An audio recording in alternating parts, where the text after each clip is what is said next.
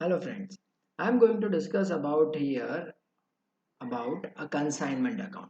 But see, consignment account is a very vast topic that you all know. That is the basic question where you know about the journal entries of all the consignment. Second, I can say that is about the normal and abnormal loss. Third, when the goods are sent on consignment at invoice price. So what I am going to do in this 10 to 15 minutes video, I am going to explain you only about the normal loss and abnormal loss. I'm going to explain you what is the difference between normal abnormal loss, what we are going to use for the calculation purpose, how we are going to pass a journal entries, and how we are going to calculate whether it is normal and no abnormal loss. So first of all, consignment में जब मैं बोलता हूँ there is a loss, so the loss can be normal loss or it can be abnormal loss. And when I'm saying that it is a normal loss or I can say it is abnormal loss, तो normal loss का मतलब कैसा है? See, when the word is normal loss, generally लोग बोलते हैं हाँ ये normally होता ही है. People will say yes, it is a normal in the business scenario. It means I can say it is expected loss. सबको मालूम है कि हाँ ये लॉस होने वाला है. It is what? It is expected loss. और जब मैं बोलता हूँ how it will be expected, the reason is because it is unavoidable. और अनअवॉइडेबल क्यों? बिकॉज तुम कुछ भी कर लो उसको अवॉइड नहीं कर सकते. It is unavoidable, that's why it is expected ना. तो ही तो सबको पता है कि हाँ ये लॉस होने वाला ही है. और जब मैं बोलता हूँ कि it is expected, it is unavoidable, I can से वन मोर थिंग कि अगर ये मुझको भी पता है लॉस होने वाला है, तुमको भी पता है लॉस होने वाला है, so what I can say, it is uninsurable.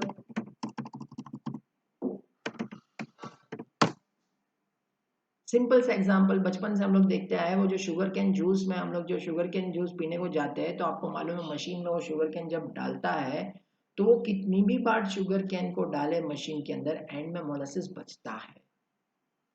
That is what, that is normal. अब वो जो जूस पीने वाला है उसको भी मालूम है और जो जूस बना रहा है उसको भी मालूम है मैं कुछ भी कर लूँ एंड में कचरा बचेगा.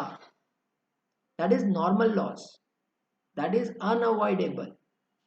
सोचो कभी वो उसने मशीन में वो शुगर कैन डाला और शुगर कैन दूसरी साइड से बाहर ही नहीं आया, पूरा जूस बन गया. सो इट इज अब नॉर्मल चीज ना. अरे शुगर कैन गया किधर, हम लोग जूस भी नहीं पियेंगे, ऐसे ही चले जाएंगे. सो it is what, that sugar cane juice में जो भी एंड में कचरा बचता है दैट इज नॉर्मल. सबको पता है, तुमको पता है, मुझको पता है, सबको पता है. It is what, it is normal thing. It is what, it is normal thing. So it is normal loss. अब इसका जो भी मैं बोलता हूँ if it is a normal loss तो ये सबको पता है, that's why it is uninsurable. So now what we have to do, तो एक एग्जांपल मैं हमेशा देता हूँ कि सपोज तुम 10,000 naphthalene balls, 10,000 KGs of naphthalene balls बनाते हो. आपने सुना है 10 नेफ्थलीन बॉल्स, वो छोटा छोटा वाइट वाइट कपड़ों के बीच में से निकलता है नेफ्थलीन बॉल्स. अगर मैं वो बनाता हूँ सपोज 1 kg 90 रुपीज में बना, तो 10,000 केजीज का कितना होगा? 9 lakh rupees.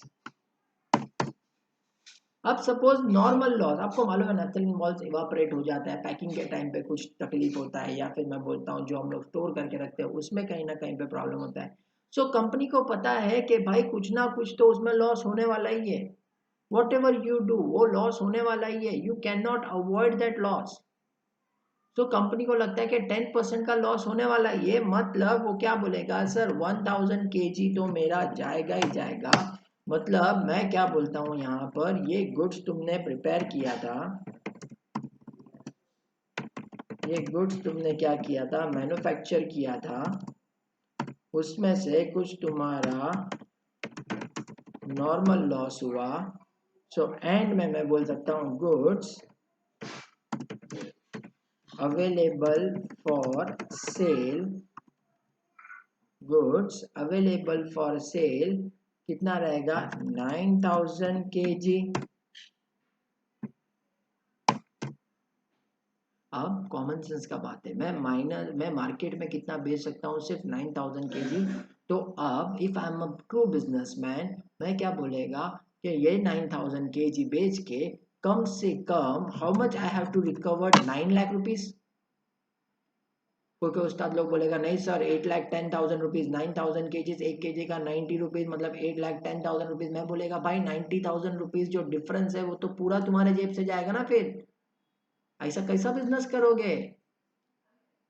So it means कम से कम मैं क्या बोलेगा, I am going to earn minimum how much, 9 lakh rupees. ठीक है, हाँ उसके ऊपर प्रॉफिट कमा के जितना कमाना है कमाएगा। मैं क्या बोलेगा 9 लाख रुपीज तो मुझे कम से कम कमाने का है। मैं क्या बोलेगा, अगर मैं 9 लाख रुपीज कम से कम कमाएगा, एक तुम्हारा कितना है 9,000 केजी बेच के, मतलब 1 केजी का कितना रुपया हो गया, 100 रुपीज।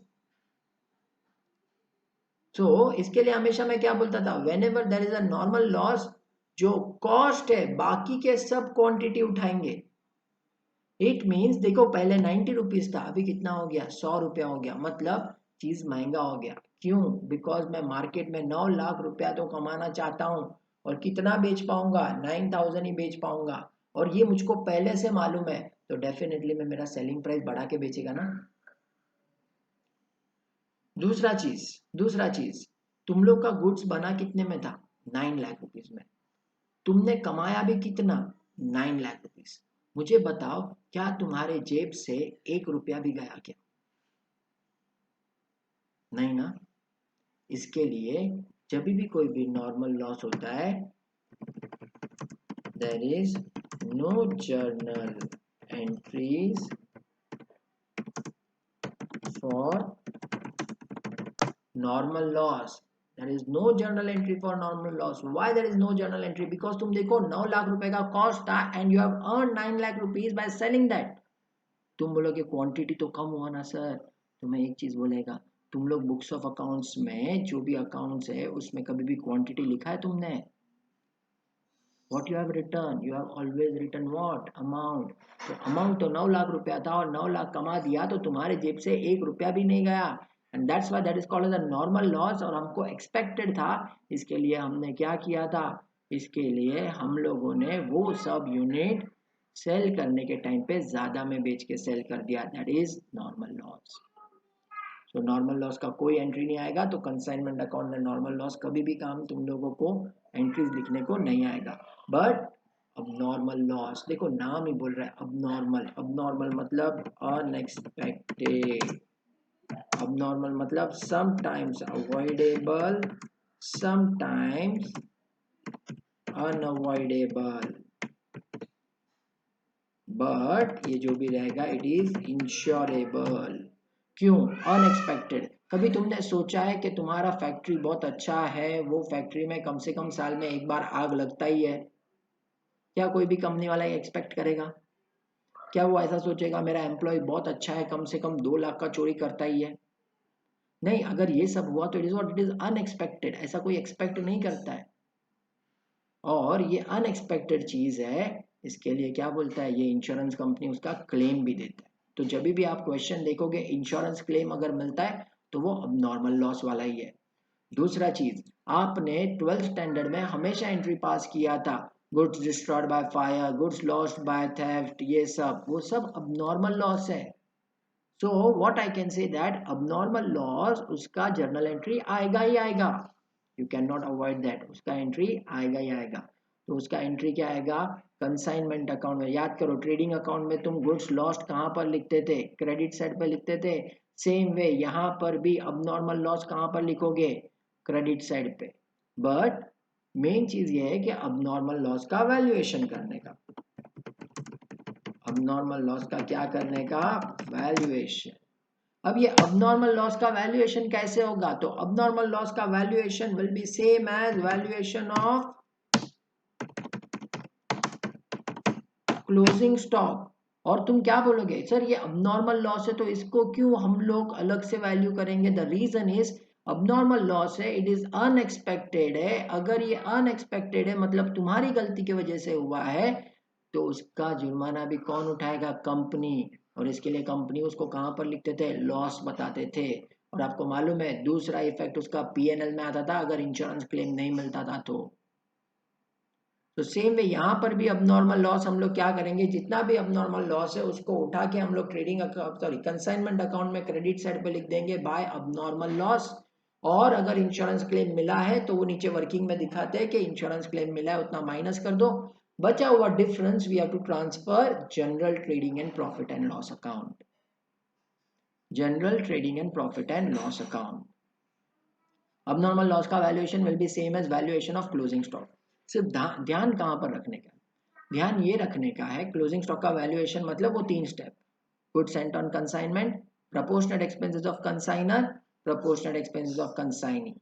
ध्यान कहां पर रखने का है, अगर कोई क्वेश्चन में नॉर्मल लॉस और अबनॉर्मल लॉस दोनों आएगा, so if you remember we have done this working note, that is सबसे पहले हम लोग क्या लिखेंगे, गुड्स मैन्युफैक्चर्ड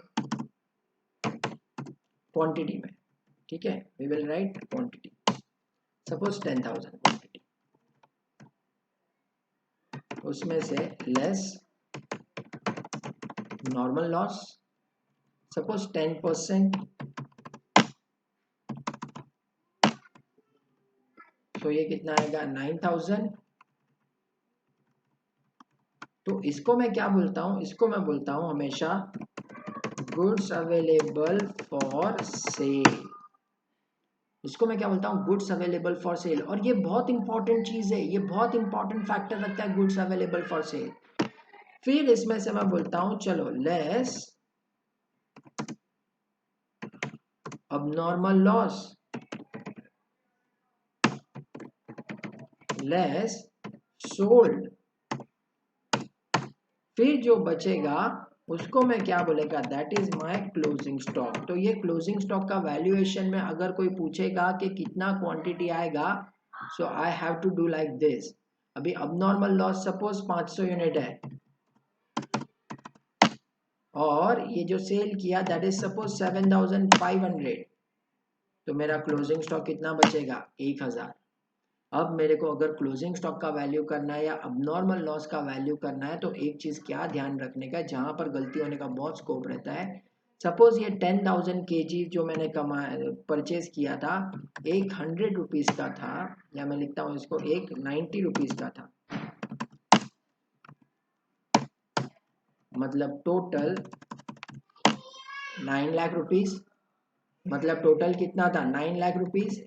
तो जब मैं क्लोजिंग स्टॉक या अबनॉर्मल लॉस का वैल्यूएशन करता हूं at that time goods sent on consignment में जब लिखेगा, सो डायरेक्ट सपोज मैं क्लोजिंग स्टॉक का वैल्यूएशन कर रहा हूं, so I am talking about this 1,000 unit,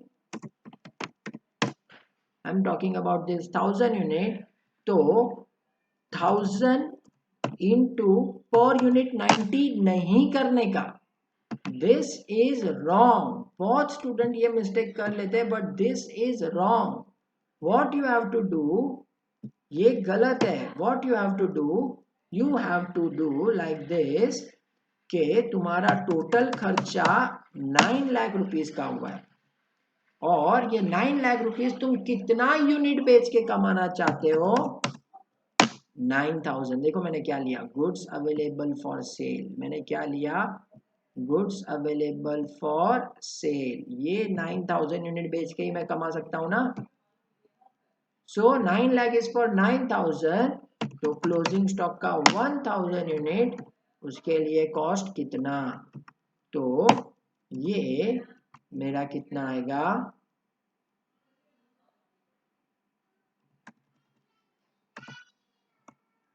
1 lakh.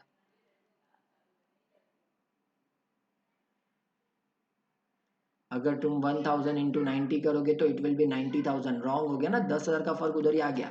Same way में जब मैं बोलता हूं अगर प्रोपोर्शनेट एक्सपेंसेस ऑफ कंसाइनर भी करोगे, तो प्रोपोर्शनेट एक्सपेंसेस ऑफ कंसाइनर जब करोगे, सपोज कंसाइनर का खर्चा, सपोज कंसाइनर का खर्चा 90,000 है, तो मैं लिखेगा 90,000 they have incurred and that I am going to recover from 9,000 kg only, मतलब मैंने कैलकुलेशन में यही फिगर लिया। तो ये कितना आ जाएगा मेरा 1,000 के लिए कितना, so it will come 10,000, and same way I have to do the working for the proportionate expenses of consignee। ठीक है. सो द वैल्यूएशन, ये जो वीडियो मैंने बनाया था, that is only for the what is the difference between normal and abnormal loss. And the second thing that I can say that how you are going to value the closing stock and abnormal loss. अब कोई मेरे को पूछेगा sir abnormal loss का करना है तो, so nothing, you don't have to worry about. यहाँ पर क्लोजिंग स्टॉक का 1000 था, अबनॉर्मल लॉस का कितना था 500. So I will work for 500 unit. तो ये कितना आ जाएगा मेरा 50,000, और ये कितना 5,000. That's it. यही चीज करने का. But understand one thing, this is the most important part when the valuation of closing stock और abnormal loss is there. If there is a normal loss in the question, तो first हम लोग हमेशा normal loss minus करते हैं because वो expected है, सबको पता है कि होने वाला है. After that we will calculate for abnormal loss. Okay, friends, that is for the normal loss and abnormal loss. That is for the calculation. That is for the journal entry. That is for the shortcut where you are going to write abnormal loss. Thank you. All the best for your CA Foundation examination, and God